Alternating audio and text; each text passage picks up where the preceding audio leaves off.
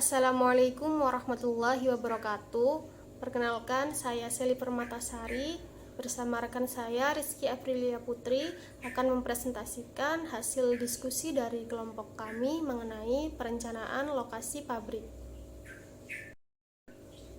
Baik, langsung saja pada pembahasan kali ini kita akan mempelajari 4 subbab. Yang pertama adalah pengertian perencanaan lokasi pabrik, yang kedua adalah faktor-faktor perencanaan lokasi pabrik, yang ketiga adalah faktor-faktor perencanaan lokasi pabrik menurut Fandi Ciptono, dan yang keempat adalah langkah-langkah perencanaan lokasi pabrik. Baik, yang pertama yang akan kita bahas adalah pengertian perencanaan lokasi. Menurut Siagian, perencanaan adalah keseluruhan proses pemikiran dan penentuan secara matang dari hal-hal yang akan dikerjakan di masa yang akan datang dalam rangka pencapaian yang telah ditentukan. Sedangkan lokasi adalah letak, tempat atau keadaan yang terletak di permukaan bumi. Lokasi adalah tempat di mana orang-orang bisa berkunjung. Yang selanjutnya adalah faktor-faktor penentuan lokasi. Yang pertama adalah letak pasar. Letak pasar ini biasanya disebut juga dengan letak konsumen, yaitu penempatan pabrik dekat dengan daerah konsumen. Alasan yang mendasari pemilihan lokasi dekat dengan konsumen adalah adanya kemudahan untuk mengetahui perubahan selera konsumen, mengurangi risiko kerusakan dalam pengangkutan apabila barang yang diproduksi itu tidak tahan lama. Yang kedua adalah bahan baku, yaitu penempatan pabrik dekat dengan daerah bahan baku.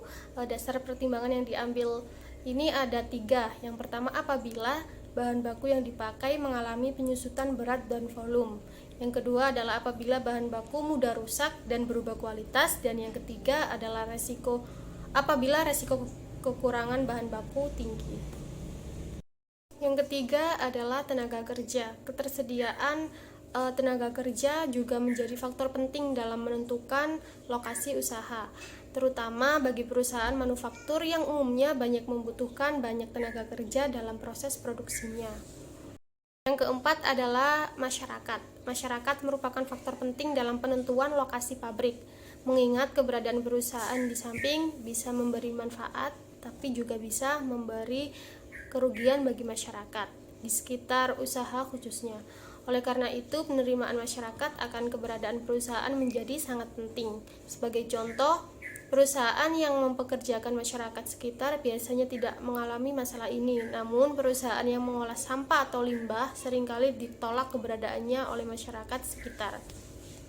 Kelima adalah peraturan pemerintah. Pemerintah selama ini telah menentukan mana kawasan untuk pemukiman dan mana untuk industri. Dengan demikian, perusahaan tidak dapat atau akan mengalami kesulitan bila memilih lokasi yang bukan untuk kawasan industri. Termasuk juga di sini masalah izin mendirikan bangunan, ketinggian maksimal bangunan, pembuangan limbah, dan kebijakan pemerintah lainnya. 6 adalah transportasi. Faktor ini juga penting karena dengan transportasi ini bahan baku didatangkan dan bahan jadi akan dikirim. Terabaikannya masalah transportasi akan menimbulkan kesulitan produksi karena keterlambatan pengiriman bahan baku misalnya, dan tersendatnya distribusi hasil produksi ke pasar.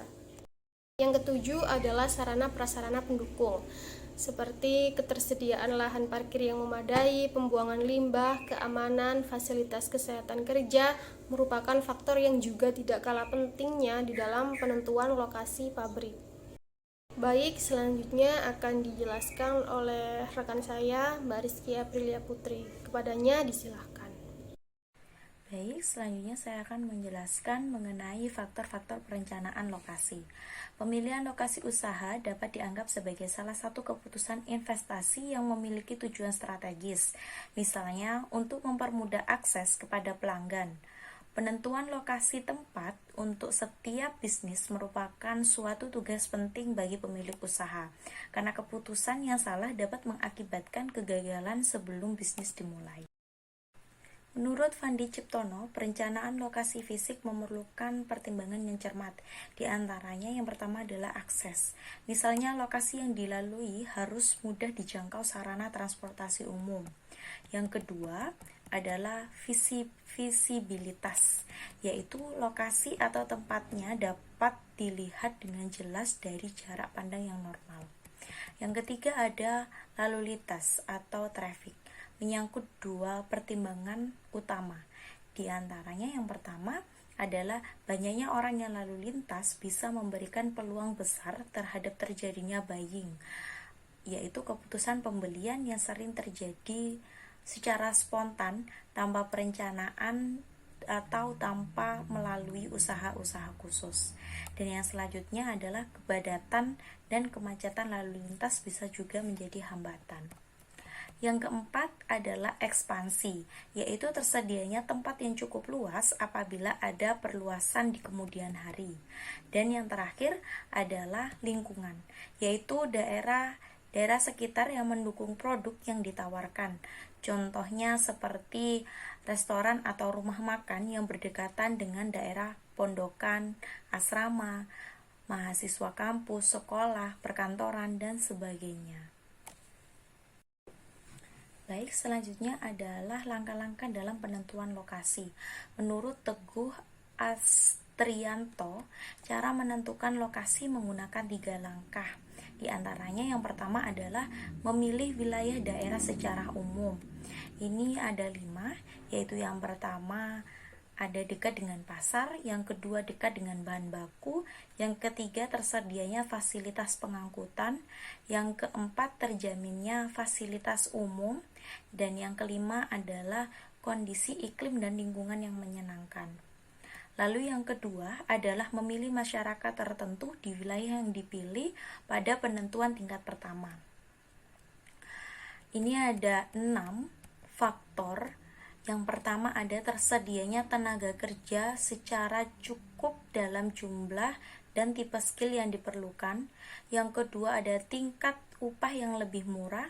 Yang ketiga adanya perusahaan yang bersifat suplementer dan komplementer dalam hal bahan baku, hasil produksi, buruh, dan tenaga terampil yang dibutuhkan. Lalu yang keempat adanya kerjasama yang baik antar sesama perusahaan. Yang kelima ada peraturan daerah yang menunjang. Dan yang keenam adalah kondisi kehidupan masyarakat yang menyenangkan.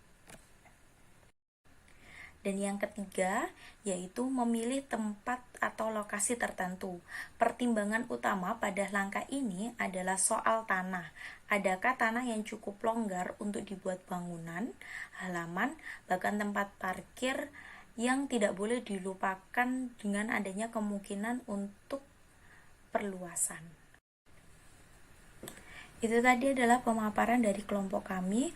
Mohon maaf jika terjadi kesalahan. Sekian dari kami. Wassalamualaikum warahmatullahi wabarakatuh.